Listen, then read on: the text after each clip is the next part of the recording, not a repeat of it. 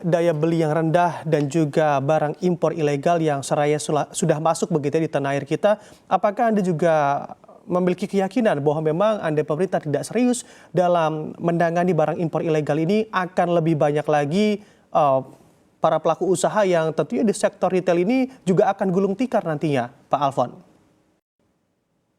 Saya kira beberapa waktu lalu BBI pernah menyampaikan bahwa akan terjadi ancaman potensi stagnasi industri retail di Indonesia begitu. Kenapa?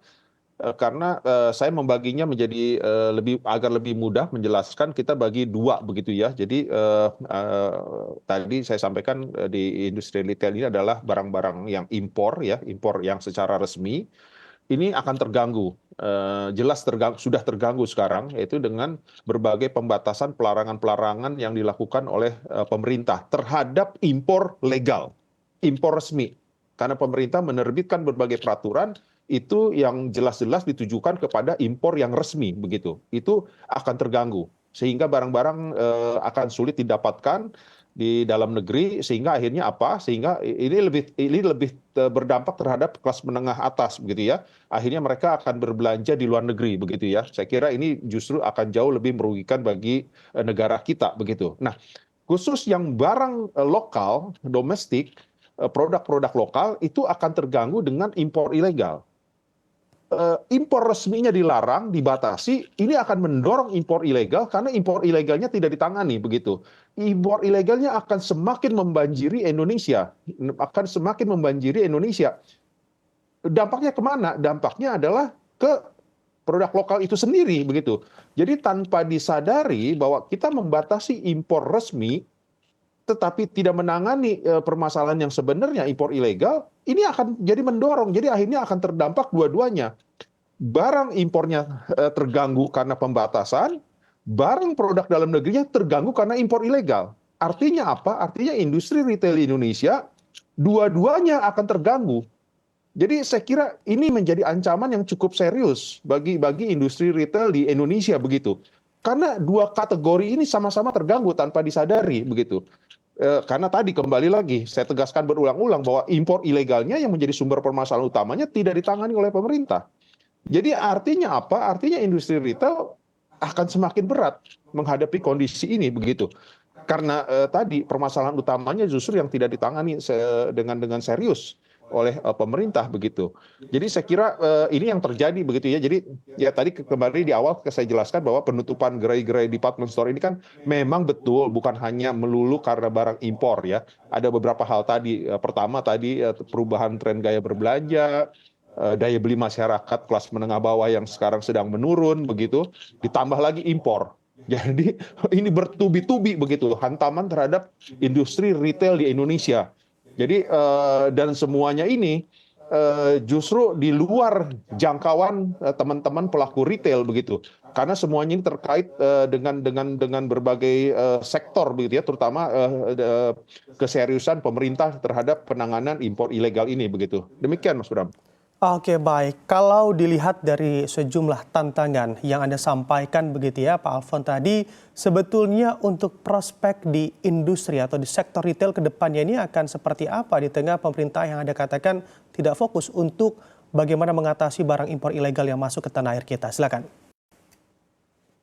Ya, kembali lagi sebetulnya kan Indonesia ini negara yang berpotensi begitu ya, dengan populasi, dengan market pasar yang begitu besar begitu, dan kita tahu persis bahwa pertumbuhan ekonomi Indonesia itu kan didominasi oleh perdagangan dalam negeri ya.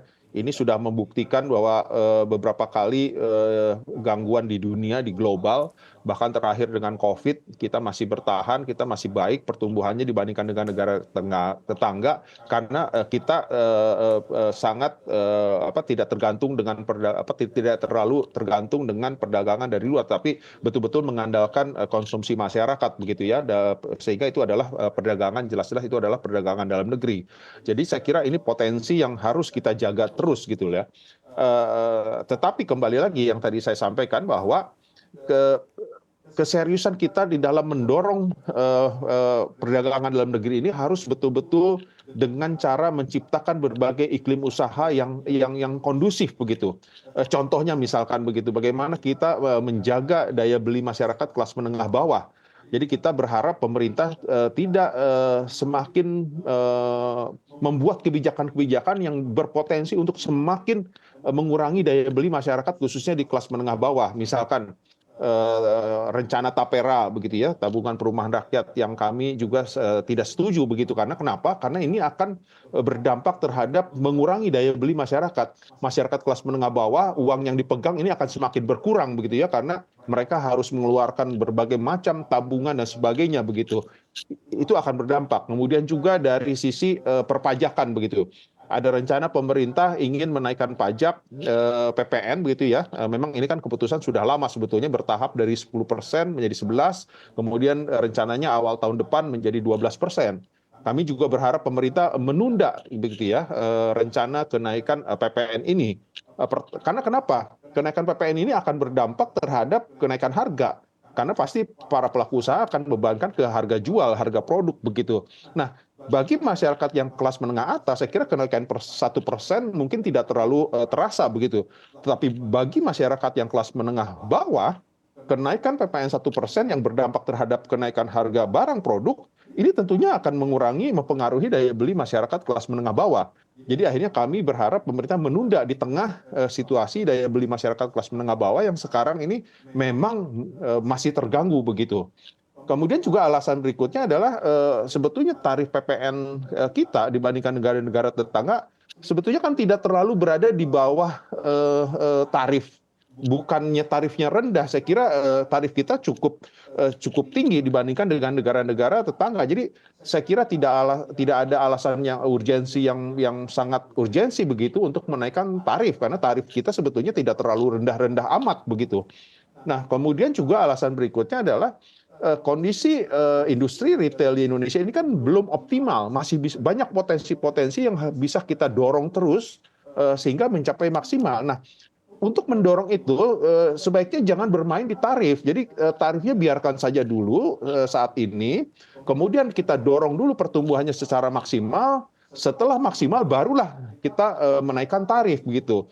Kalau sekarang potensinya masih banyak yang belum bisa digarap begitu, tetapi tarifnya sudah dinaikkan dulu. Karena kami mengerti bahwa pemerintah memerlukan pendapatan ya, penerimaan negara begitu, tetapi sebaiknya didorong dulu pertumbuhannya sehingga penerimaan menjadi semakin banyak, baru tarifnya dinaikkan. Jangan terbalik begitu. Kalau tarifnya dulu dinaikkan, saya kira ada ancaman potensi justru pertumbuhannya tidak bisa maksimal begitu.